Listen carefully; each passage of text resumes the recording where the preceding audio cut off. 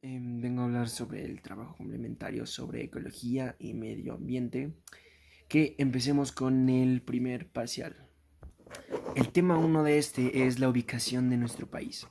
Nuestro país, México o Estados Unidos mexicanos, este limita al este con el Océano Atlántico y al oeste con el Océano Pacífico. Al norte limita con los Estados Unidos de América y al sur con los países de Guatemala y Belice. Tema 2. Historia de la ecología. Empecemos con Ernest Heinrich Philipp August Haeckel.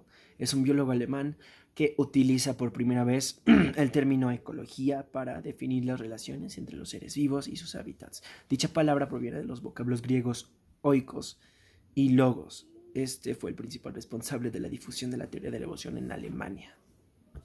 Por otra parte, se plantean nuevos conceptos para explicar las relaciones de los organismos con el medio. Arthur George Townsley, en 1935, propone el concepto de ecosistema, término que después fue desarrollado por Linderman en 1941, quien lo concibió desde los intercambios de energía, atendiendo a la necesidad de conceptos que vinculen diversos organismos a sus ambientes físicos. Eugene P. Odum contribuyó a eliminar el concepto de ecosistema y brindó una perspectiva para abordar el estudio del ambiente, quien escribió su libro de ecología general denominado Ecología, 1971. Esta presenta la información lógica para el estudio de la ecología, el ecosistema, las poblaciones, etc. Después de esto sigue Arturo Gómez Pompa, biólogo y botánico mexicano, que asesor y cofundador del Centro de Investigaciones Tropicales de la Universidad Veracruzana. Motivado y su pasión por la selva húmeda en la Sierra de los Tuxtla, contribuyó a la formación de la Escuela Mexicana de Ecología Tropical, así como la consecuencia de la biodiversidad y el desarrollo sustentable en reservas de la biosfera. Después de esto sigue Faustino Miranda, que fue un biólogo botánico español en Chiapas, que contribuyó con Arturo Gómez Pompa. Fundó en la UNAM el Jardín Botánico académico de la misma universidad. Julia Carabias, científica e investigadora mexicana del medio ambiente, ha hecho servicio público siendo secretaria del medio ambiente y es académica de la UNAM. Después sigue Jesús León Santos, que fue un campesino mexicano y tuvo una necesidad de supervivencia que lo llevó a trabajar en la reforestación de su región en el estado de Oaxaca. A raíz de esto se creó la Asociación Civil, que es de Centro del Desarrollo Integral Campesino de la Comunidad Mixteca. Todo esto conlleva la ecología y su definición es que estudia las relaciones que existen entre los organismos o grupos de organismos y su medio. Esto es, que describe cómo está formada la naturaleza y cómo funciona. El medio o el ambiente es todo aquel lugar en donde existen y coexisten los seres vivos.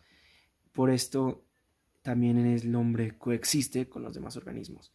El ambiente y sus actividades biológicas, sociales, económicas e industriales es la fuente de sus alimentos, sus materias primas y sus recursos naturales en general. Tema 3. Estructura del ambiente.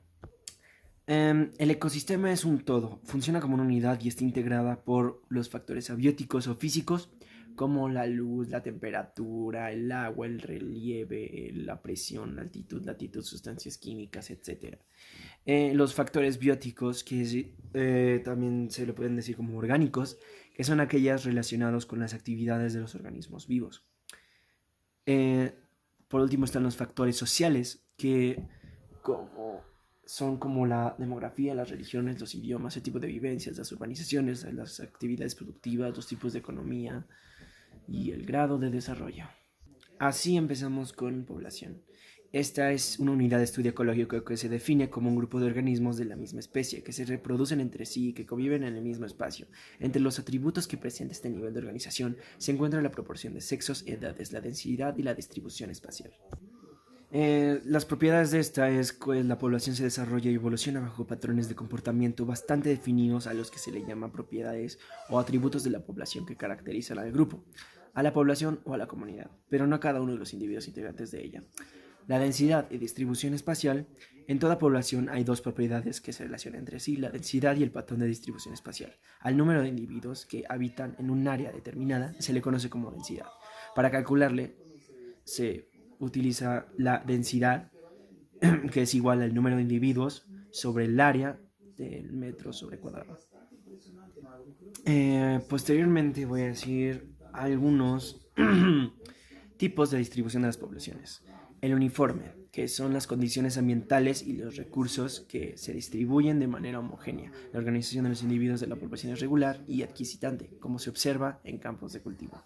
Los agregados, que son los individuos de la población que tienden a formar grupos, situación que es común en las especies territoriales como los mandriles, leones, etc.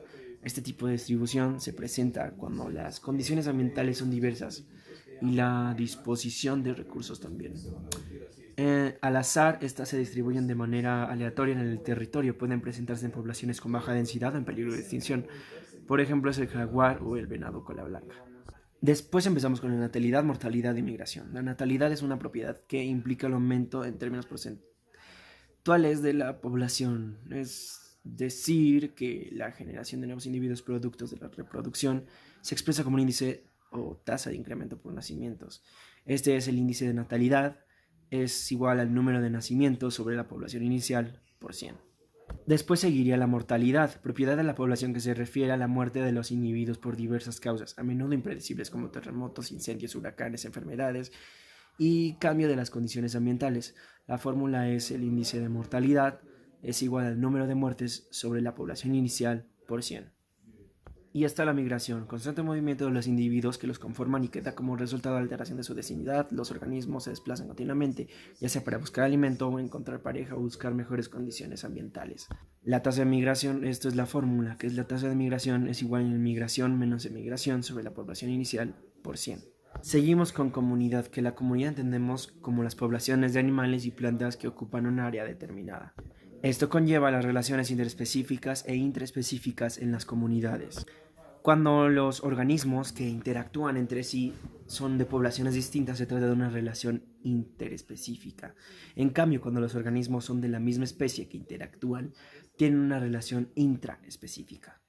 Con esto empezamos en el neutralismo, que es cuando dos poblaciones se asocian sin que ninguna de ellas salga afectada. Por ejemplo, peces de ornato que viven en armonía en un acuario. Después seguiría el comensalismo, que ocurre cuando la relación entre dos especies beneficia a una sin afectar a la otra.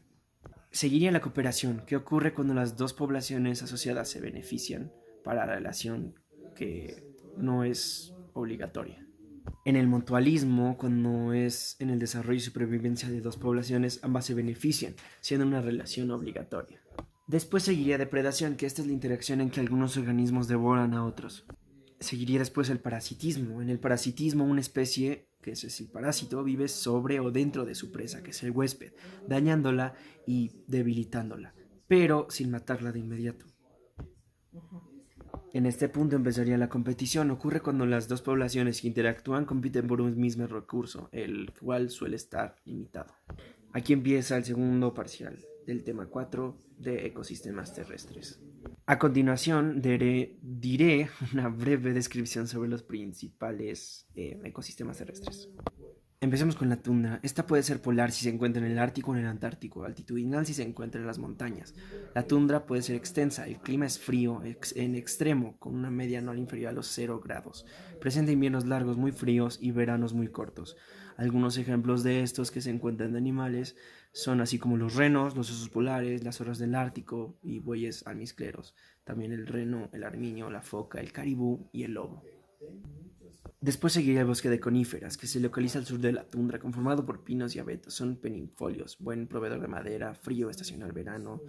El verano suficientemente cálido, que lo habitan entre estos osos pardos, alces, linces, castores, la liebre ártica, entre otros. Después sigue el bosque templado deciduo. Es templado con veranos cálidos y una mayor humedad. Están más estratificados y tienen un mayor número de especies como robles, nogales, encinos, maples, hayas, liquidambares, álamos, venado cola blanca, conejos, liebres, zorros rojos, águilas calvas, águilas reales y búhos. también pájaro carpintero, etc. Después seguiría la selva tropical. Las selvas tropicales son encontradas en el Ecuador y cerca de él. Aquí llegan más verticales los rayos solares todo el año, originando temperaturas de hasta 40 grados. Este bioma está dominado por árboles muy altos de hojas anchas y siempre verdes. Algunos ejemplos de los animales que hay aquí son como el jaguar, el jabalí, el tucán, el perico, la guacamaya, etc.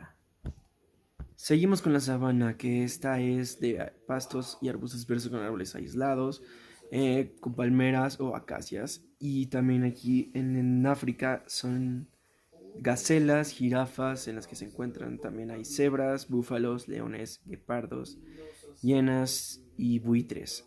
Este, la estepa, la pradera y la pampa también son considerados y pertenecen a la sabana. Después de esto seguiría el desierto seco, con muy poca precipitación, los suelos son salitrosos y casi estériles. La variación térmica es amplia entre el día y la noche. Los matorrales y plantas adaptadas a la aridez, como cactus, ágaves, que carecen de hojas y presentan tallos carnosos y espinas. Animales de hábitos nocturnos como las arañas, roedores, serpientes, monstruos de isla, etc. Aquí empezamos con los ecosistemas marinos. El bioma marino es un ambiente de agua salada que incluye sus océanos y sus costas. Es el más grande del planeta. De hecho, el 71% de la superficie terrestre está cubierta de agua marina, en las cuales abunda la vida en sus más variadas formas. Aquí empezamos con léntico o aguas quietas. Las condiciones que imperan en los lagos dependen fundamental de dos factores: su origen y sus dimensiones. Algunos ejemplos de estos son, por ejemplo, en México es la laguna de Tamiagua, el lago de Chapala, el lago de Catemaco y las lagunas de Montebello. Después siguen los lóticos o el agua en movimiento. Las aguas en movimiento de los ríos hacen difícil la vida para los organismos que viven en el agua. A causa de que la vegetación es frecuentemente arrastrada por el agua en movimiento, los ríos contienen pocas algas y otros pequeños animales. La zonación de estos, empezamos con la zona oligotrófica o zona joven. Hay poca diversidad de organismos, poco oxígeno y pocos nutrientes. Seguiría la zona intermedia, que es la mayor concentración de oxígeno y presencia de peces, crustáceos, algas. Los organismos desarrollan medios de sujeción al fondo del río y hay mucha corriente. Por último está la zona de eutrofización o zona vieja. La corriente disminuye la velocidad, presenta mayor concentración de nutrientes, mayor descomposición de materia orgánica, ricos en productividad y muchos consumidores. Empezamos con tema 5, biodiversidad. La biodiversidad, también conocida como diversidad biológica, comprende todas las formas de la vida existente, es decir, refleja el número, la variedad y la variabilidad de los organismos vivos. Algunos de los países megadiversos son en América, Estados Unidos, Colombia, México, Ecuador, Perú, Venezuela y Brasil. En Asia está China, India, Filipinas, Indonesia y Malasia. En África, la República Democrática del Congo, Sudáfrica y Madagascar. En Oceanía es Papúa Nueva Guinea y Australia. México es uno de los países más diversos del planeta desde el punto de vista biológico. Su compleja fisiografía e historia geológica y climática principalmente han creado una variada gama de condiciones que hacen posible la coexistencia de especies. Algunos efectos negativos sobre la pérdida de la biodiversidad son el bienestar humano, como la seguridad alimentaria, la vulnerabilidad ante desastres naturales, la seguridad energética y el acceso al agua limpia y las materias primas. También afecta a la salud del hombre y las relaciones sociales y la libertad de elección. Algunas especies en peligro de extinción en México son como el ajolote, el jaguar, el lobo mexicano, el oso negro, la vaquita marina, entre otras. Empezamos con recursos naturales. Esta se percibe como un objeto que se encuentra disponible en el ambiente, que puede utilizarse. Constituyen riquezas para las poblaciones que los poseen, tanto por las características propias como por su naturaleza, estructura o función. Son buscados por los seres humanos para aprovecharlos en su forma original o para transformarlos. Estos se clasifican como renovables, inagotables y no renovables. Empezamos con las áreas naturales protegidas. Un área protegida es un espacio geográfico claramente definido, reconocido, delicado y administrado a través de los medios legales u otros similares efectivos para lograr la conservación de la naturaleza con sus servicios ecosistémicos asociados y valores culturales. Después empieza la reserva de la biosfera. Son áreas representativas de uno o más ecosistemas no alterados por la acción del ser humano o que requieren ser preservados o restaurados, en las cuales habitan especies representativas de la biodiversidad nacional, incluyendo las consideradas endémicas, amenazadas o en peligro de extinción. Posteriormente se irían los parques nacionales, áreas con uno o más ecosistemas que se signifiquen por su belleza escénica, su valor científico, educativo, histórico, de recreo o por la existencia de flora y fauna, por su aptitud para el desarrollo del turismo y por otras razones análogas de interés general. Después de esto seguirían las áreas de protección de recursos naturales. Estas son áreas destinadas a la preservación y protección del suelo, las cuencas hidrográficas, las aguas y en general los recursos naturales localizados en terrenos forestales de aptitud preferentemente forestal. En las áreas de protección de flora y fauna son áreas establecidas de conformidad con las disposiciones generales de la Ley General del Equilibrio Ecológico y la Protección del Ambiente. Otras leyes aplicables en lugares que contienen los hábitats de cuya preservación dependen de la existencia, transformación y desarrollo de especies de flora y fauna silvestres. Seguirían los monumentos naturales, áreas que contienen uno o varios elementos naturales que por su carácter único, valor estético, histórico o científico se resuelve incorporar un régimen de protección absoluta. Seguirían los santuarios, áreas establecidas en zonas caracterizadas por una considerable riqueza de flora y fauna o por la presencia de especies, subespecies o hábitat de distribución restringida. Tercer parcial, tema 6, educación ambiental. Esto es, según la Carta de Belgrado en 1975, la educación ambiental es un proceso dirigido a desarrollar una población mundial que está consciente y preocupado por el ambiente en su totalidad y los problemas asociados, la cual tiene el conocimiento, actitudes, habilidades, motivación y compromiso para trabajar individual y colectivamente hacia la solución de actuales y la prevención de nuevos problemas. En el año 1992, en la cumbre de Río de Janeiro, se estableció un plan denominado Agenda 21, en el que dice en su capítulo 36 sobre lo que empieza a proporcionar. Uno fue su educación la capacitación y sensibilización pública, que estos fueron garantizar una educación para el medio ambiente y el desarrollo de todas las personas, cualquiera que sea su edad, desarrollar los conceptos sobre medio ambiente y desarrollo en todos los programas educativos, analizando los problemas y sus causas, asignar especial atención a la capacitación de tomadores de decisiones e involucrar a los niños en los estudios relacionados con la salud del medio ambiente en los ámbitos locales y regionales, incluyendo el cuidado del agua potable, el saneamiento de la alimentación y los impactos económicos y ambientales de los recursos utilizados.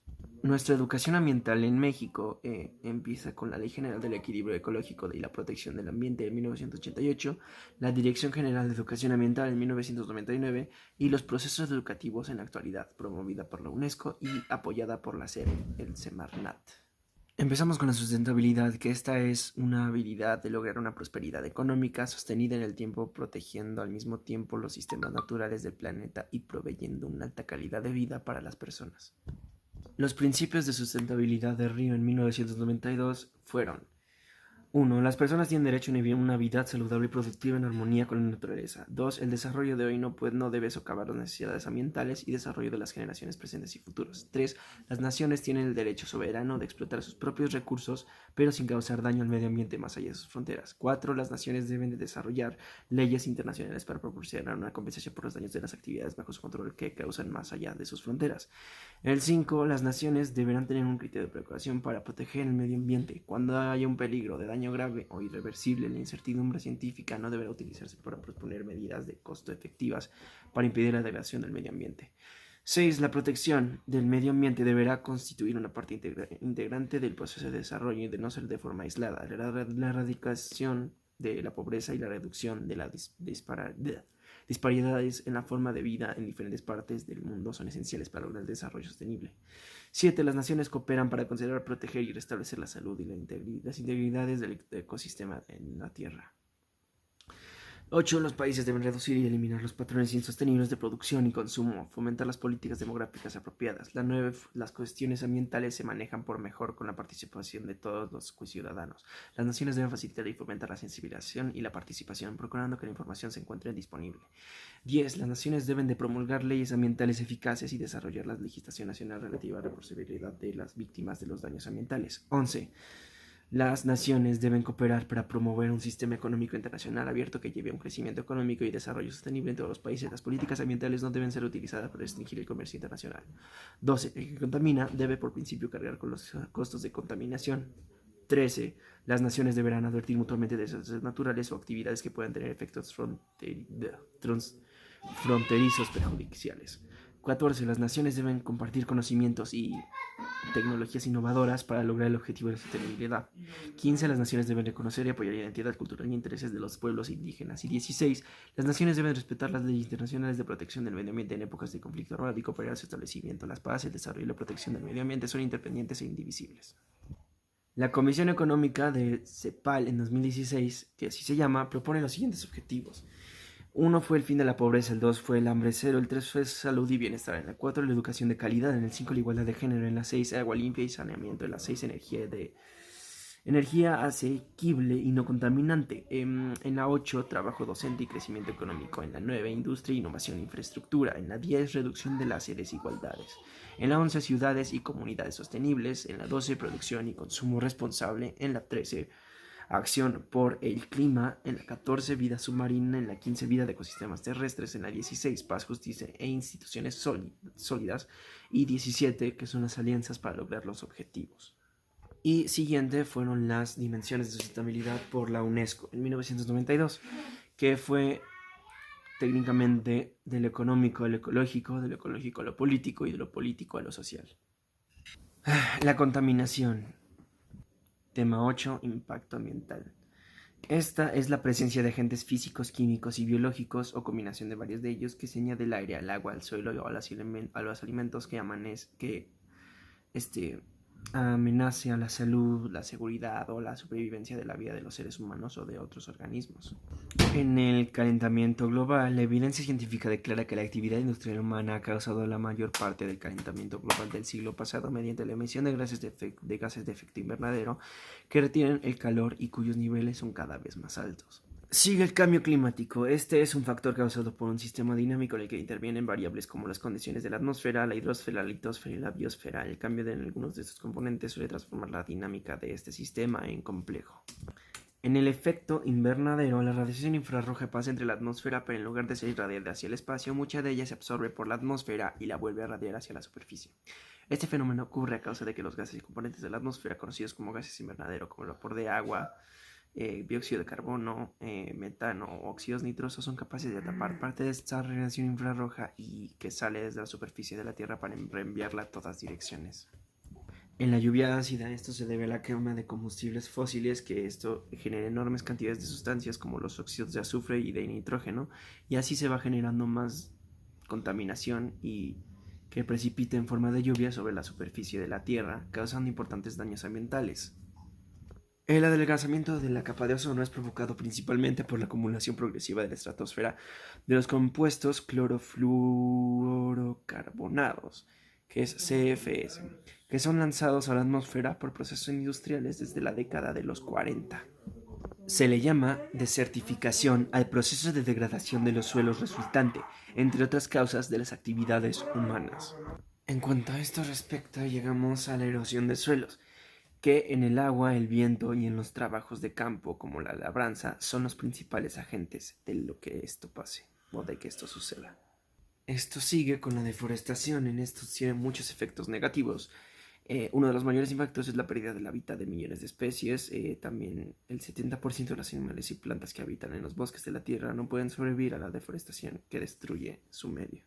La pérdida de la biodiversidad, esto es por la mayoría de las extinciones modernas de especies que se han generado por una pérdida o degradación del hábitat, como es la deforestación, la contaminación, el cambio climático o la depredación por especies invasoras. Después proseguimos con lo que es la huella hídrica. Este es un indicador de todo el agua que utilizamos en nuestra vida diaria para producir nuestra comida en procesos industriales y generación de energía, así como la que ensuciamos y contaminamos a través de esos mismos procesos.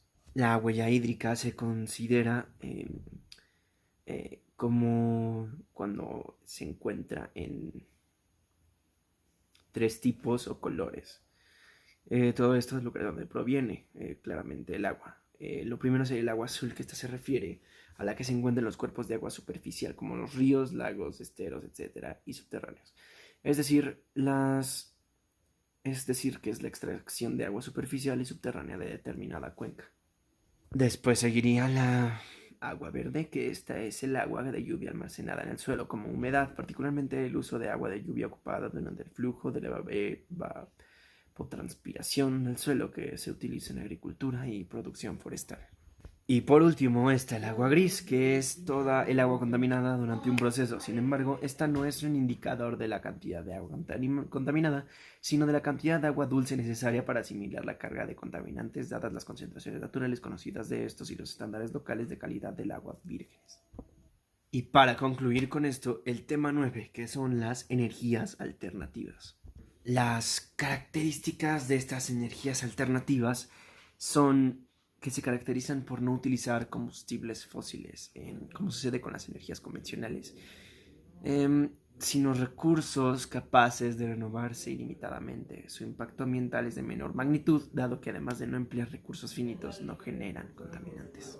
Esta también es conocida como la biomasa, como bioenergía, que es la energía obtenida de la materia orgánica constituida de los seres vivos, sus excretas y sus restos no vivos. La biomasa se caracteriza por tener un bajo contenido de carbono, un elevado contenido de oxígeno y compuestos volátiles. En el biogás, este es un gas renovable compuesto principalmente por metano y dióxido de carbono obtenido a partir de la degradación anaerobia, que es sin oxígeno y de residuos orgánicos. Después de esto seguiría la energía solar, que esta es producida por la luz, es una energía fotovoltaica o el calor del sol, que es termosolar para la generación de electricidad o la producción de calor. Es inagotable y renovable, pues procede del sol y se obtiene por medio de paneles y espejos. De la energía eólica solamente se puede decir que esta es aquella que se obtiene básicamente a partir de la fuerza del viento. ¿Cómo funciona? Esto es a través de un aerogenerador que transforma la energía cinética a las corrientes de aire en energía eléctrica. La siguiente de esta es la energía hidráulica, que es el aprovechamiento de la energía cinética de una masa de agua. El agua mueve una turbina cuyo movimiento de rotación se transfiere mediante un eje a un generador de electricidad. En la energía geotérmica, esta es una energía renovable que aprovecha el fenómeno de lo que la Tierra irradia, cuando la Tierra irradia calor desde su centro. Y esto lo está haciendo desde hace 4.500 millones de años. Y cuanto más profundas las capas, más calor hace. Y terminando con la energía mareomotriz, también llamada energía oceánica o marina. Es aquella que se consigue con el movimiento de las mareas. Esta energía genera la marea al subir y bajar y se aprovecha con unas turbinas que al activarse mueven el conjunto mecánico del alternador y produciendo así energía eléctrica.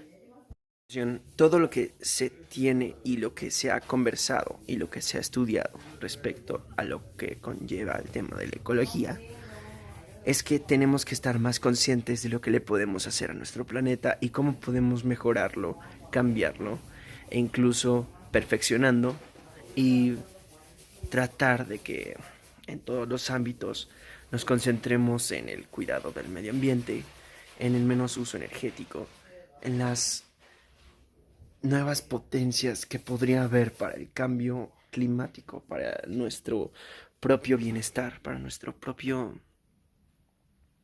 bienestar ecológico. Para todo esto tenemos que saber una última cosa y que esta es no darnos por vencidos y solamente ignorar lo que es perjudicial en todo nuestro ecosistema.